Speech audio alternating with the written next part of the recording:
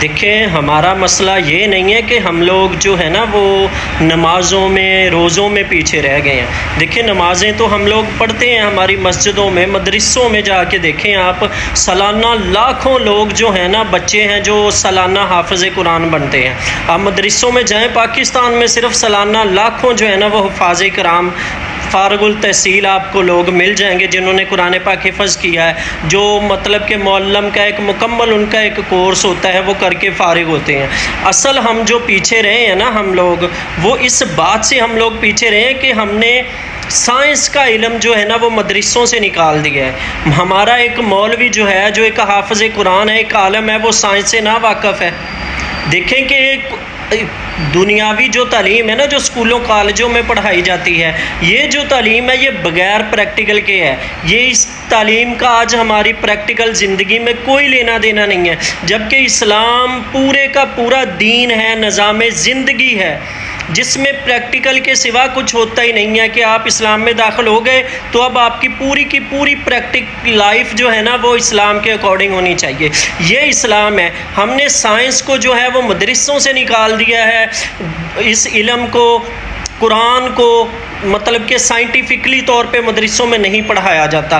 اسی لیے ہم دیکھیں کہ اللہ تعالیٰ تو قرآن میں بار بار کہہ رہے ہیں کہ تم غور و فکر کیوں نہیں کرتے، آسمانوں میں، زمین میں، خود اپنے اندر تم غور و فکر کیوں نہیں کرتے۔ سنریہم آیاتنا فی الآفاق وفی انفسہم حتی یتبین لہم انہ الحق، کہ تم اپنے اندر غور و فکر کرو، آفاق میں دیکھو کہ تمہیں ضرور وہ نشانیاں ملیں گی کہ تم جان جاؤ گے کہ یہ قرآن حق ہے۔ ہم دیکھیں کہ ہم تو قرآن کو حق بنا دلیل کے مانتے ہیں، لیکن ہمیں دوسرے لوگوں کو اسلام میں داخل کرنے کے لیے، آج ہم دیکھ لیں، ہمارے علماء دیکھ لیں، وہ سائنس سے بالکل ناواقف ہیں۔ سائنس نہیں ہے، ہمارے اسکولوں کالجوں یونیورسٹیوں میں قرآن نظر نہیں آتا۔ جہاں پہ قرآن پڑھا جاتا ہے مدرسوں میں، وہاں ہمیں سائنس نظر نہیں آتی۔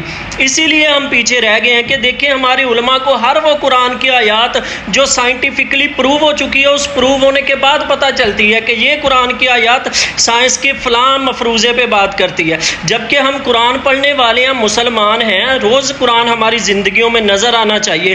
ہمیں تو ان گوروں سے پہلے پتہ ہونا چاہیے کہ قرآن کی یہ آیت جو ہے نا وہ سائنٹیفکلی ہے، اس میں یہ سائنس ہے، یہ آسمانوں کے بارے میں، یہ گلیکسیز کے بارے میں، یہ فلاں پلینٹس کے بارے میں ہے، یہ سمندر کی فلاں جو ہے وہ طے کے بارے میں ہے، یہ سمندر کے اندھیروں کے بارے میں ہے، یہ انسان کی باڈی کے بارے میں ہے، یہ انسان کے بلڈ کے بارے میں ہے، یہ ڈی این اے کے بارے میں ہے، یہ فنگر پرنٹس کے بارے میں ہے۔ یہ سب کچھ ہمیں ان سے پہلے پتہ ہونے چاہیے تھا۔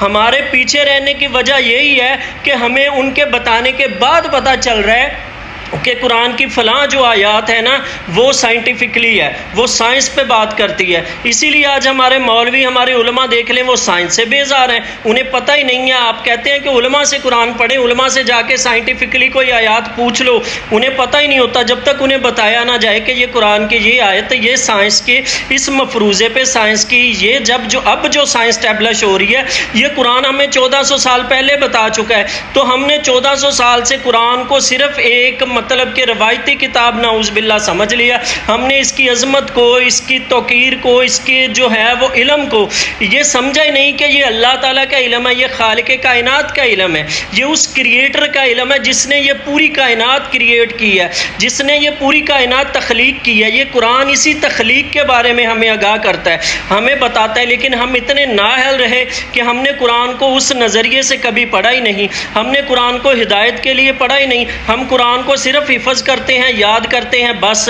آپ مجھے بتائیں کہ کتنے صحابہ کو قرآن یاد تھا؟ کیا سارے کے سارے صحابہ کو قرآن یاد تھا؟ لیکن سارے کے سارے صحابہ کو قرآن سمجھ آتا تھا۔